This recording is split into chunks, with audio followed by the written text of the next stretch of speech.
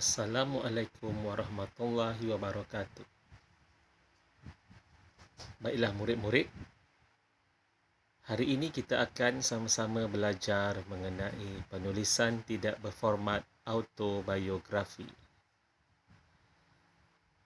Murid-murid, di sini cikgu sudah menyediakan beberapa slide untuk sama-sama murid-murid lihat dan juga kita sama-sama belajar penerangan konsep karangan oleh saya, Cikgu Muhammad Raihan bin Johar. Okey, baiklah. Pertama sekali yang perlu kamu ketahui adalah teknik mengarang bagi karangan autobiografi, karangan jenis autobiografi. Karangan jenis ini biasanya memerlukan kamu membayangkan diri kamu sebagai sesuatu benda secara terperinci. Okey, seterusnya ada yang mengisahkan riwayat hidup penulis sendiri dari awal hingga akhir, itu kita panggil biografi. Nanti cikgu akan ajar pada slot-slot yang akan datang. Dan seterusnya, karangan ini adalah boleh ditulis dalam bentuk cerita, penerangan ataupun rencana. Okey, itu dia mengenai teknik mengarang karangan jenis autobiografi. Baiklah. Seterusnya, aturan membina karangan. Okey, karangan autobiografi ini berbeza dengan karangan-karangan yang lain.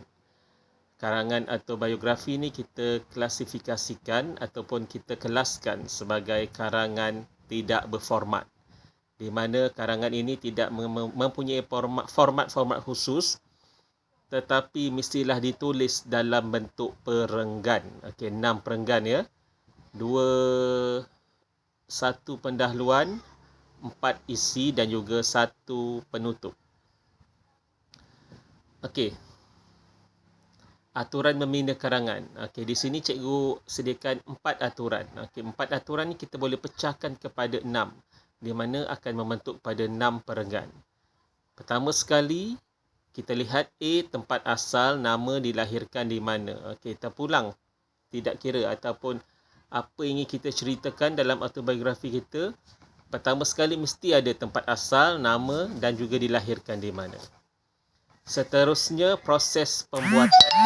Dibungkus perjalanan dari kilang hingga ke tempat pameran, di mana dipamerkan, bertukar, milik, proses penggunaan dengan tuan baru dan akhir hayat perasaan, sedih ataupun gembira. Okey, di penghujung, riwayat hidup tu apa yang dirasakan. Okey, gembira, sedih dan juga sebagainya.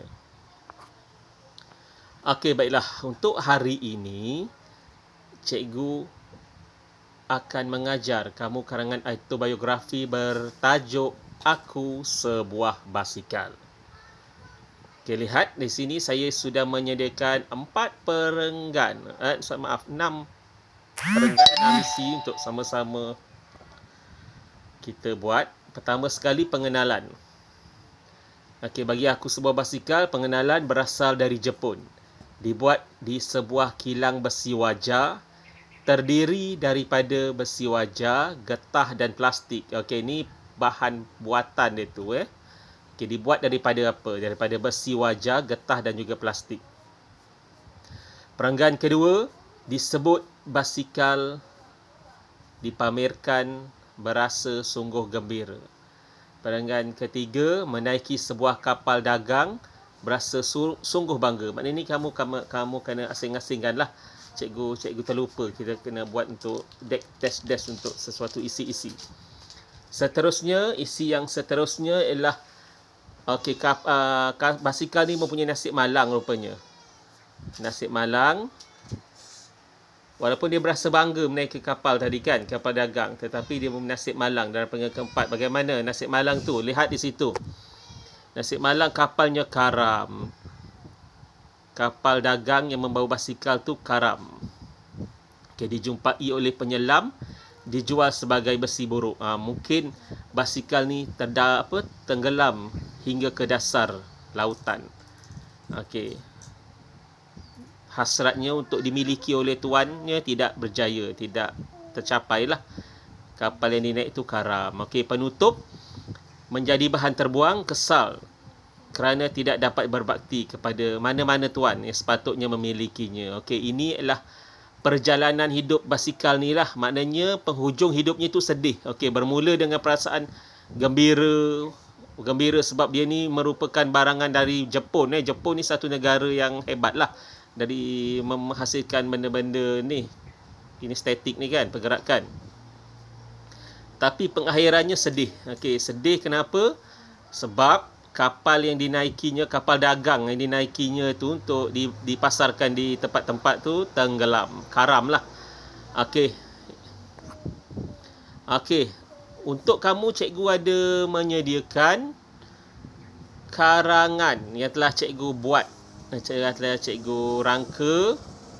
Cikgu buat di situ ada 5 perenggan terpulang, 5 hingga 6 perenggan tu boleh. Okey.